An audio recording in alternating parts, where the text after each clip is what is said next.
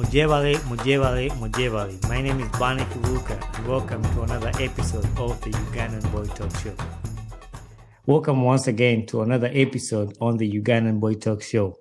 Before we start today's episode, I want to thank everybody that has subscribed to my YouTube channel, everybody that has been listening to my podcast ever since I started. We just made 2 months, a little bit not long ago, and I get excited to host different people. So I want to thank everybody that is showing me the love and support. And today's episode is gonna be interesting and fun because I'm hosting one of my long lost friends. I don't think I would say lost because we've been seeing each other on social media. And today's guest is none other than Daniel Semogereri. And he's going to tell us his nickname. I won't say it. I'll let him say it. So, Daniel, welcome to the show. Thank you very much, Bonnie. So how is life? How has your life been? Life has been good and bad at the same time. But yeah, we eventually we have to go through it anyway. We have no choice, right? Right, that's correct. And I understand everybody in Uganda, my family, my friends, my everybody at some point they know that life has been tough. Now, I want to begin the show by asking you about your nickname. It's not a nickname, but like it's your. Can I call it a nickname or it's just your? How do you call it? Yeah, it's a nickname. Okay. Yeah, it's a nickname. And what's that name? Moxie is the nickname. How did you come up with that nickname? I got the name sometime back. Remember those days at school, in high school, when we used to play basketball with because I'm going to be like taking you back to those days because you know some of these people. Yeah, so those guys had nicknames, those of Eric, those of Shakes, and I didn't yet. I used to play basketball with them. So yeah, I looked for one and it came up. And since then I've been up to now. Yeah, I didn't want to start because I remember the name. Like even today, I knew Moxie because it came from high school. And since you brought it up, like I want to let our listeners know, like Moxie and I were in the same high school. I think I was a class ahead of you. Yeah. Yeah. But we went to the same high school. We were both in boarding school and we shared the same dormitory. And so now let's begin from the part. Like, how did you get to come to St. John's? Because our high school was called St. John's Wakiso SS. It was through my because I had cousins there. You remember Mark? Yeah, Mark.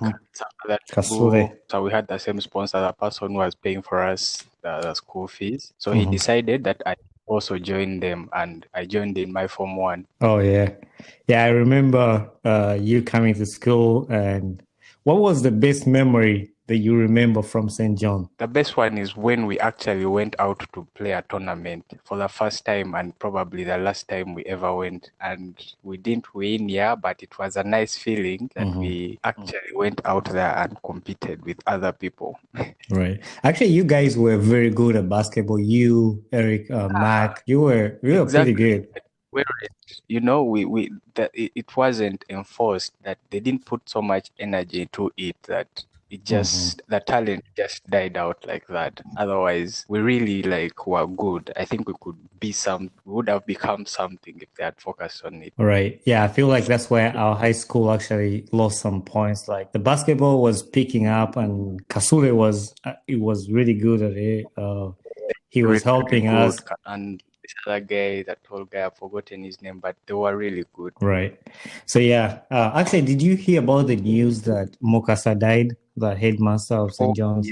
Yeah, it was such a pity. I was supposed to go there, but I got kind of busy with some project. But so sad, and may his soul rest in peace. Now, okay, we're gonna put high school on the side. So, how was your life after St. John's? What did you do next? I joined Chambogo University, where I did a diploma in computer science. And then after graduation, after Chambogo, I kind of focused more on photography because it came up at the end of my last year at campus. Then after graduation, I just continued I just focused on photography up to now. Yeah, talking about photography, that was actually my next thing I was going to talk about. And I like the flow of this conversation, like it's growing, going to where I'm heading to it. Uh, you are now considered one of the best photographers in Uganda. Actually, I've been following your work and on Instagram. And later on the show, we're gonna tell our listeners your contacts and people in Uganda who want to contact you for projects or taking pictures. Moxie is one of the best photographers that I know in Uganda, and he has really good work. And when we share his contacts, you should hit him up and let him take your pictures. Now, before we go into that, like, how did you pick up photography? It's actually interesting. Do you remember the time you left Uganda and you were doing random photography? Was it Yeah. street photography with your phone? Hmm. Yeah. Then you would post these things on your Instagram, sometimes on your Facebook. Hmm. So just like anybody, I got bored one time at campus during my last year, and I so like the way that thing kind of, it was nice. It was a good inspiration by how we see the sun, and we never take such a picture, but we just see it there, you know. Okay, Hmm. there is a way you brought that out, like the skies, the sunsets. So I was like, oh, maybe I could do this sometime. So like during my last year at campus, I started doing the same, taking pictures with my phone. By then I had an HTC Desire. Then I started taking like 4 pictures. I edited them with phone apps, started posting them on social media like Facebook, WhatsApp, and I would get positive feedback from people. And like somehow people would started calling me photographer. So when you made a page where you collected all your work, that's when I Hmm. also like decided to have a platform where I should post my work, like where I can post some of these random things that I take with my phone. That was in like 2017, I think. So yes, people started calling me photographer, and I embraced it. Just like Oh, that. yeah. That's a Yeah. that's a nice story. And I think you've mentioned this to me before, but I feel I don't even wanna I can't brag because but like you mentioning that actually my inspiration, like from me taking pictures is where you picked up and to see where you're at because you've gone like way further than the things you do right now. I can't even do it. But it makes me happy that I love photography. I love taking pictures. I didn't pursue it as a career, but I feel happy and excited when I see your pictures, and that inspires me and inspires a lot of people. And that's something that I really like. That even me starting this podcast, I saw a friend of mine who was a podcast. I was like, well, that's interesting. I can start something like that. And I just picked up and now going with it. It's actually growing. And I love to see that. And I get excited when I hear like your story, how now you're a good photographer. Actually, I've seen some of your pictures recently. You had a photo shoot with Judith Had, and Judith Had is like Oh one of the celebrities in Uganda. Sorry, I yeah. broke that, but I was going to ask you what are the best moments in photography that you've enjoyed so far? The best moments. Hmm. First, the very first moment was when I got my first camera. That was one of the best moments in this photography world of mine. Unfortunately, the camera was stolen in 2018. Then, um, another best moment was when I got a second camera in 2019. And yeah, it's what I've been using up to now. But yeah, for a photographer, every time you upgrade to another level, it's a blessing. It's Hmm. worth celebrating, you know, Right. because these gadgets are so hard to get, apparently, especially here. So every time you take a step, gadget-wise, every time you add an equipment, that's a goal. Actually, there is a friend of mine that I think you're mutual friends with him. You know, Bwete. Yeah, there's a friend of mine from Bavuka. foundation called Buete. Yeah, he's a good friend of mine. Yeah, that's Buete. I saw him one time because I have his number and we talk once in a while on WhatsApp. I was like, yeah, I know Moxie is my OB and he was my good friend. And I told him, tell him I said hi. But he's also a photographer. I've seen some him taking pictures. So in this photography career, what is one thing that you wish you knew before you started it? I wish I knew that there were so many ways of there are so many ways of how to see something. Like, I mean, like there are so many ways. For example, in our photography world, you can see a subject. So I've been taught that the photography world has taught me that you can see the world in so many ways. Like it doesn't have to be one way. Yeah.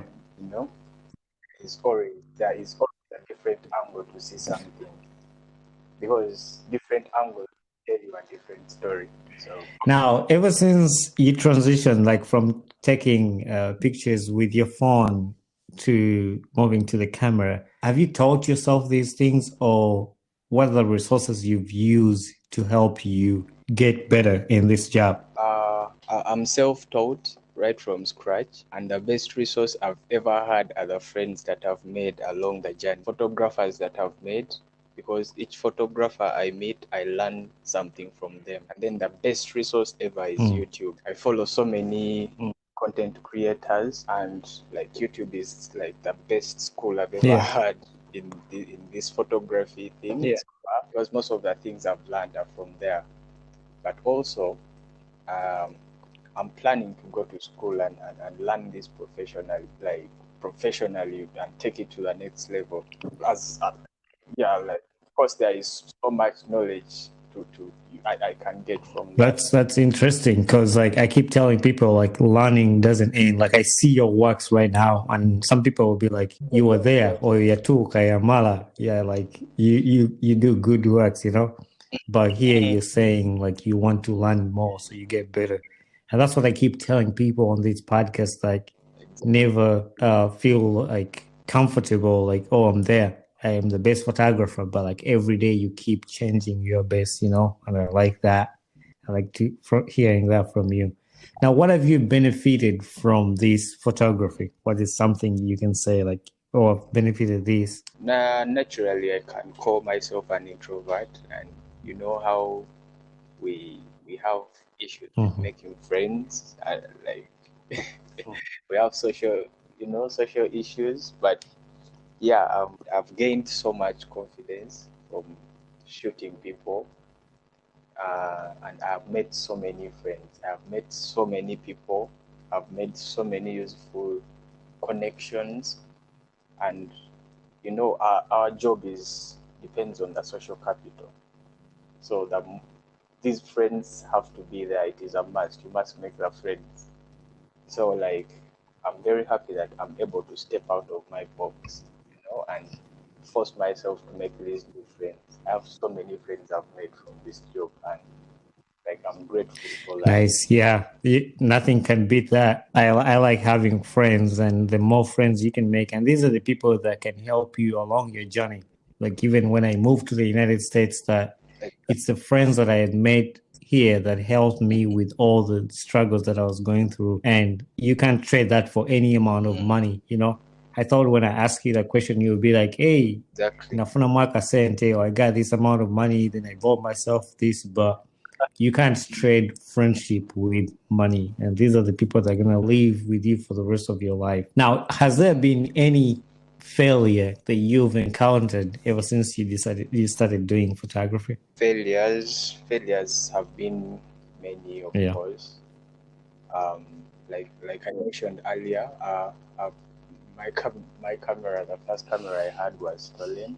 That was a very big setback, because now I had to save for another one, and that took me like a whole year to get a new camera. So that was one of the biggest challenge. Then another challenge is equipment. Equipment are very expensive, like really expensive, and um, they are essential. Like it is a must. You must buy this equipment anyway. So it is also a big challenge that to upgrade to, like, your skill might outgrow the equipment you have now, and to upgrade to the next equipment will take you some time. There is that, because yeah, they are Yeah. expensive. Mm-hmm. You get. So yeah, so for me that's like, I just need to like upgrade, because the more you upgrade, the better your work becomes. That's true. You get. Now, I know I mentioned Judith Hyde earlier in the story, but are there any other celebrities that you've worked with in Uganda, and who are their names, if you can say? Oh yeah, I've worked with Palazzo, I've worked with Sim, I've worked with some others are radio presenters. I've worked with then yeah, Judith Hart. I've worked with some musicians, some gospel musicians, Durain. I've also worked with some companies. Not like it's a list, it's a long Mm-hmm. list. But I'm grateful that being able, like, I haven't upgraded to the best equipment yet, but these people are able to appreciate the work I give them. So I'm like, when we finally get there to the right equipment, it's going to be even more All fire. right. I like the word more fire. That's encouraging. Yeah, that's how the photos must be taken. Now, who are the three people that have been most influential in your life, like ever since you started this career, or like just your life in general? Ever since, first of all, myself, yeah, I want to thank myself for not giving up on this career. Because there are days, do you know, like how writers get the writer's block? Mm-hmm. There are days you feel like you can't carry your camera to go out and shoot when the motivation is all gone. But well, you eventually get it and go out and shoot. But what I'm trying to say is it takes a lot of passion and focus and motivation to do that, to break that spell of that block, like that block. When you can't do it, but you actually force yourself to go out and shoot. Yeah, that keeps Mm-hmm. me going. Um, the most influential people, me, then my mom, of course. My mom is ever by my side in this business. She's ever encouraging me not to stop. You know how Yeah, mothers, yeah, I they do. care so much. Yeah, and now there is an important person in my life, my girlfriend. She's a very big influential person in my life right now. Um, she's very supportive in my business. She like she's really there for me. So those three people, my mom, me, and my Yeah, girlfriend. that's encouraging, and I like the fact that you put yourself in number one. Sometimes we forget ourselves in these hustles, like like you gave it like a good example. Like sometimes it's hard for you to go out to just take pictures, but you pick yourself up Exactly. and do that. So I like that you never forget yourself, and that helps you and keeps you going. Because if you don't believe in Because yourself, nobody else will. it takes too much energy to first of all believe in yourself, so that the other people can notice you and they also get to believe in Right. yourself then. So it starts with you. Everything starts with you. Now, you mentioned your girlfriend being supportive. How have you handled this business? Photography business comes with a lot of, I don't know how to put it, but like distractions and people, like, some people would want you to take their pictures, especially the female side of it. Like, how have you Mm. separated that with business and knowing that you have a girlfriend? Oh, first of all, we have a very good understanding and we are very committed to each other. So we know this is just Hmm. business. It's going to interfere between us. It is just business. It is just creating art. We are just putting out art out there. Comes up with ideas for some of my shoots. So I think she really understands. Nice, and that's a good thing, and that's all people need. Like in relationship, they need trust and commitment, and knowing that when you have something else you're doing, it's not that people should worry. They should have that trust and knowing that, yeah, that's business and I trust somebody. And that's the best thing you can have. Like if you have somebody who trusts you and understands you, you know. Sometimes when I'm editing Mhm. and she's around, she would advise me. She would be like, try making her skin like this. Try, like she would advise. So that gives me a feeling of she understands that this is just business. Yeah, and that's always nice, and I'm happy for you, and I'm happy that you are in that position and having those people supporting you, your mom, and that's all you can ask for. Now, who are your favorite photographers? Like it could be international, it could be local, it could be anybody. Internationally, I would say Lexonat. Have you heard about Lexonat? No. He's a very good photographer who takes very deep art pieces. He does very deep art, and it is followed by nice poetry. So there is Lexonat. Then in Uganda,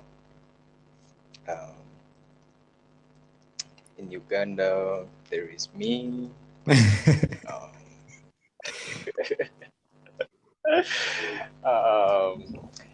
Yeah, and there are so many photographers who do good photography, but there is someone who has a unique feel in their pictures called Chimera Photography. He's very artistic. He also does events, basically like weddings, but the way he takes his pictures are so artistic and they are so full of emotions and love. So yeah. Yeah, I was gonna say I think I've seen Chimera's pictures somewhere on the internet somewhere. I was looking through and I was gonna say yeah, I've seen wedding pictures because he usually puts his watermark in the pictures and you see it. Exactly. He is very artistic. Now, Moxie, we are almost at the end of this show, and I wanted to ask you, how can our listeners connect with you? Like your social media platforms, you can mention this out, and we'll make sure we include these in the description of our podcast. I'm Moxie Photography. On Facebook, I'm Moxie Photography. That's the page, the photography page, and Daniel Moxie is my personal page. Okay. Then on Instagram, Daniel Moxie 0. That's the art page. Then Moxie Photography, it's the events page where I put Mikolo, weddings, those things. Okay. Then yeah, those are the main ones.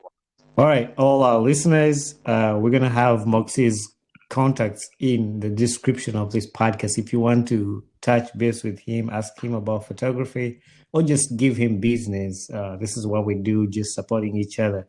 And remember, the motto of this podcast is we rise by lifting each other. So when you lift him, and then that will help you rise too. Now, Moxie, before I let you go, I have a signature question that I ask everybody on this podcast. What gets you excited about life? What gets me excited most about life is when everyone around me is happy. Because if everyone is happy, then it means there is peace or there is love in between. So yeah, especially when it's because in the happiness in their lives, that's even more exciting. Nice. I like asking that question because everybody has a different answer, and I like to listen to people's answers. But I'm so happy when somebody gives an unselfish answer, like you care about other people. Like you just mentioned, you care about other people's happiness. So once again, Moxie, I want to thank you very much for sacrificing this time. I know it's like past midnight in Uganda, but you've been here and chatting with us. So thank you very much for being here. Thank you very much as well for hosting me on your show. It's been really, I'm honored. I'm very humbled to be a part of this show. Hey there, I am Bonnie Kibuka, the host of the Ugandan Boy Talk Show. Thanks for watching my video and don't forget to hit subscribe and share with a friend. Tune in every Saturday at 9 a.m. Eastern Time for a new episode about my podcast. And for more information about this podcast, follow me on my Instagram page, talk_show_256.